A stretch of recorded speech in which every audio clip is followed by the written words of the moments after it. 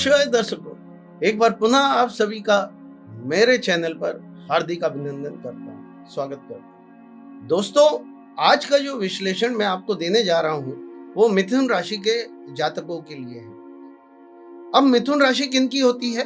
आपकी पत्रिका में यदि चंद्रमा जहां पर 3 नंबर लिखा है, 3 का अंक लिखा है, अगर चंद्रमा उस पर विराजमान है तो आप ये मान के चलिए कि आपकी मिथुन राशि। तो आप लोग अपनी पत्रिकाओं को बाहर निकाल लीजिए और जो कुछ मैं बताने जा रहा हूं वो काफी इंटरेस्टिंग है और मिथुन के जातकों का ये वर्ष 2023 और आने वाला वर्ष कैसा रहेगा उस सब को बताने का आपको प्रयत्न करूंगा और बहुत ही साधारण भाषा में आपको समझाऊंगा। देखिए दर्शकों, ऊपर एक पत्रिका आपको दिख रही होगी जिस पर 3 नंबर का अंक लिखा है। ये मिथुन लग्न की पत्रिका है। अब क्रमशः 3 के बाद 4 से लेकर 12 तक की गिनती आप देख रहे होंगे पूरे पत्रिका में लिखी हुई है। जो एक विशेष घटना घटी है वो 2023 में खास बात ये रही है कि शनि देव 2023 में 17 जनवरी को अपनी मूल त्रिकोण राशि कुंभ राशि में प्रवेश कर गए। तो यहां से 12 के 12 राशियों पर बहुत भारी प्रभाव पड़ा है, क्योंकि शनि का जो गोचर होता है वो 2.5 वर्षों के लिए किसी भी राशि पर होता है, तो इनका विराजना 2.5 वर्षों तक रहेगा। साथ ही साथ इसी 21 अप्रैल को बृहस्पति देव, गुरुदेव ने भी अपना गोचर किया है और उन्होंने ग्रह प्रवेश किया है 1 नंबर मेष राशि पर। तो इनका भी कम से कम 1 वर्ष से अधिक का किसी भी राशि पर गोचर होता है। तो मिथुन राशि के दर्शकों के लिए जो स्थितियां बन रही है वो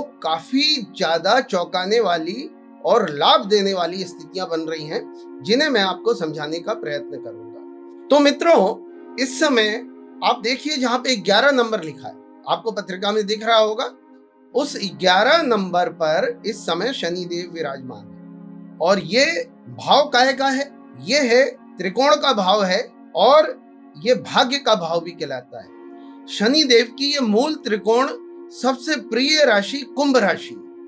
दूसरी तरफ ऊपर ध्यान दीजिए जहां पर 1 नंबर का अंक लिखा है, ये भाव है इच्छा का, ये भाव है लाभ का। और गुरुदेव 1 नंबर की जो राशि है उस पर विराजमान है।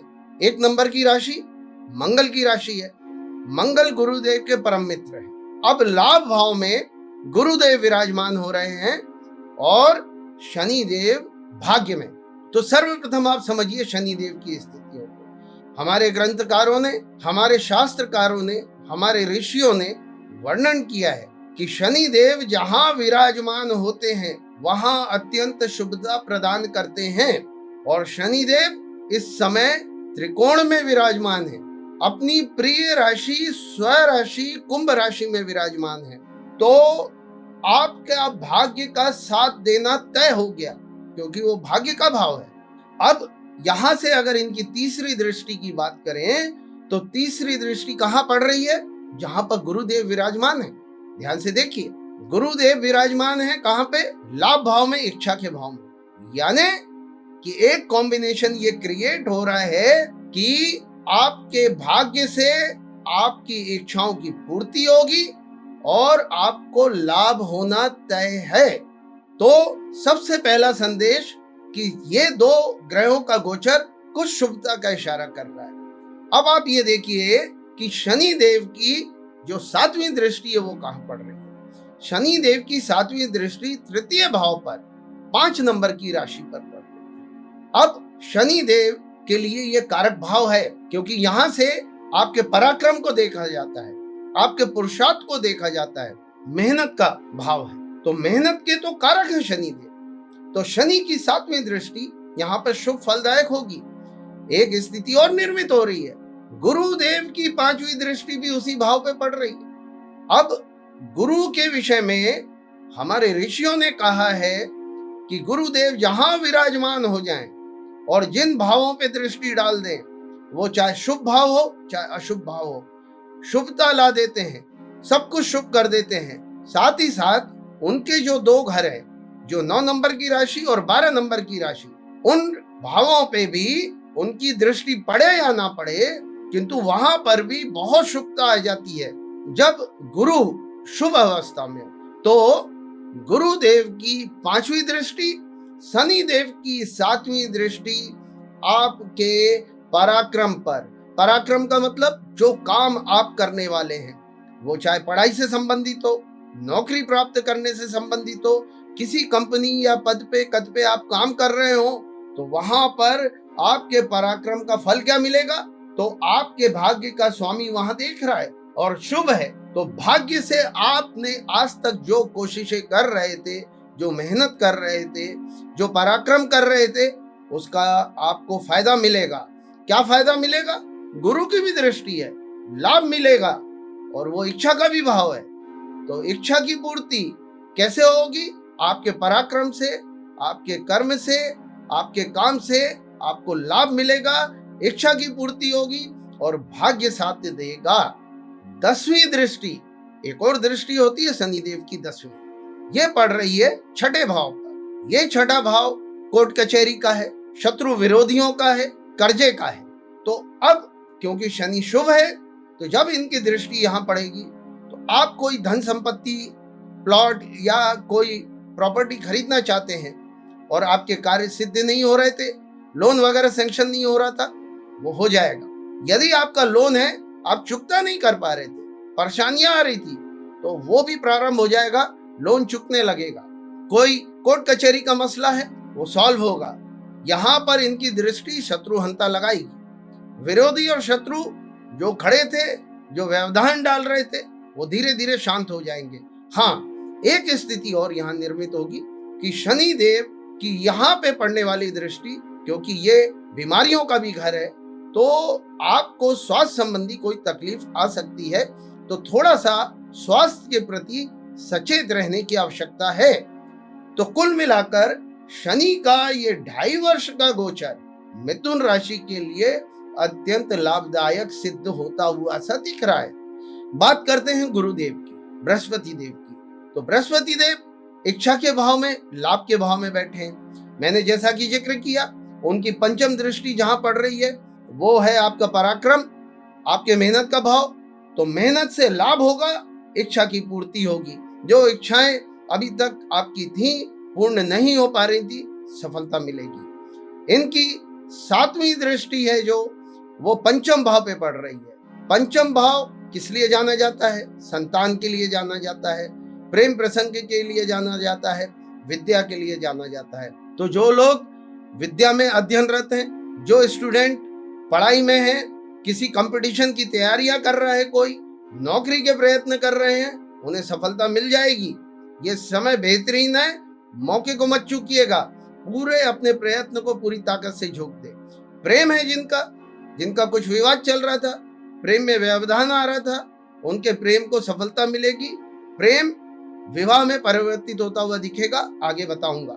साथ में आपका ये संतान का भाव है, तो जिन जातकों को अपने लिए संतान की इच्छाएं हैं, ये समय उनके लिए संतान की इच्छा पूर्ति का समय है। और क्योंकि गुरुदेव की दृष्टि है और शुक्र देव का ये भाव है, 5वें भाव में 7 नंबर की राशि है, ये शुक्र की राशि है। तो यहाँ पर गुरु और शुक्र, इन दोनों का मिलाप, ये होने वाली संतान अगर इस समय गर्भाधान होगा तो 100% निश्चित तौर पर पुत्र संतान की प्राप्ति होगी। तो ये भी एक शुभता का निशान दे रहा है। अब आप जहां पर 9 नंबर लिखा है, जहां पर गुरुदेव की 9वीं दृष्टि पड़ रही है, ये क्या भाव है? ये है अपने जीवन साथी का, पार्टनरशिप का, चाहे वो बिजनेस पार्टनर हो, चाहे लाइफ पार्टनर हो। साथ ही साथ डेली अर्निंग का भी भाव है, और इस भाव से विवाह को भी देखा जाता है। तो जिनका वैवाहिक जीवन में कुछ आपसी तालमेल में कमी आ गई थी, कोई विवादित स्थितियां हो गई थी, उन सब में सुधार होता हुआ सा दिखेगा। साथ में जिन लोगों का विवाह नहीं हो रहा है, जिन जातकों के लिए विवाह का समय है किंतु उनको अपने लिए उपयुक्त जातक नहीं मिल रहा है, अपने प्रयत्नों को बढ़ा दें और पूरी कोशिश झोंक दें। ये समय निश्चित तौर पर इन 12 से 13 महीने में गुरुदेव आपकी विवाह का निश्चित ही बिगुल बजवा देंगे। और मैंने जैसा बताया कि 5वें घर का संबंध भी गुरु से बन रहा है, क्योंकि 5वें भाव में प्रेम प्रसंग है। तो जो लोग अपने प्रेम को विवाह में परिवर्तित करना चाहते हैं, मिथुन राशि के जातक, निश्चित तौर पर उनका विवाह इस समय हो जाएगा। पार्टनरशिप के लिए यदि आप कोई बिजनेस या कोई कार्य प्रारंभ करने की इच्छा रखते हैं तो पार्टनरशिप का ये उपयुक्त समय है। निश्चित तौर पर आपकी पार्टनरशिप सफलता को प्राप्त करेगी। पति पत्नी के बीच का तालमेल बेहतरीन बनेगा। डेली अर्निंग में भारी उछाल देखने को मिलेगी। एक और भाव है जो गुरु का है, आप देखिए जहां पे 12 नंबर लिखा है, ये कर्म क्षेत्र है। कर्म क्षेत्र का भी संबंध गुरु से बन रहा है। मैंने जैसा अभी पूर्व में आपको बताया कि गुरु जिन भावों पे दृष्टि डालते हैं, जो उनके स्वयं के भाव हैं, 9 और 12 जो राशि है ये गुरु की राशि है, और जहां विराजमान होते हैं उन सभी जगह पर बहुत शुभता प्रदान कर देते हैं। तो जो 12 नंबर लिखा है ये कर्म क्षेत्र है, और कर्म क्षेत्र के स्वामी गुरु लाभ में बैठे हैं, यानी कर्म जो भी आप करेंगे उसका लाभ निश्चित मिलने वाला है। तो कुल मिलाकर इच्छा, लाभ, पराक्रम, कर्म, इन सब का संयोग बहुत शानदार मिल रहा है, और शनि देव बैठे हैं भाग्य के द्वारा देने के लिए। तो ये एक बेहतरीन समय है। मेरे हिसाब से हर जातक के जीवन में, हर व्यक्ति के जीवन में एक मौका आता है जब वो अपने जीवन को बड़ी ऊंचाइयों तक ले जा सकता है, किंतु उस मौके को चूक जाते हैं लोग। और ये समय मिथुन राशि के लिए बेहतरीन समय हो सकता है। मेरा आपको सुझाव है, किसी भी पंडित से या किसी गुरु से जिससे आप अपनी कुंडलियां दिखाते हैं, उनको अवश्य अपनी कुंडली पत्रिका, जो भी मिथुन राशि के जातक हैं, दर्शक हैं, वो जरूर दिखाएं और उनसे पूछें कि हमें क्या और किस तरीके से करना चाहिए। निश्चित तौर पर सफलता आपका इंतजार कर रही है, पकड़ना आपका काम है, क्योंकि मौके बहुत मुश्किल से मिलते हैं जीवन में। उस मौके को भुनाना आपके लिए एक निश्चित तौर पर मिथुन राशि के सभी दर्शकों के लिए ये एक बेहतरीन समय हो सकता है। आशा करता हूं मेरा वक्तव्य, मेरी बातें आपको अच्छी लगी होंगी। अच्छी लगी हो तो अपने मित्रों को, दोस्तों को भी इस वीडियो को फॉरवर्ड करें, चैनल को सब्सक्राइब करें, कमेंट्स करें कैसा लगा आपको ये वीडियो। आज के लिए बस इतना ही। आगे किसी और शानदार विषय को लेकर के आपके समक्ष पुनः उपस्थित होऊंगा। तब तक के लिए हर हर महादेव, जय महाकाल।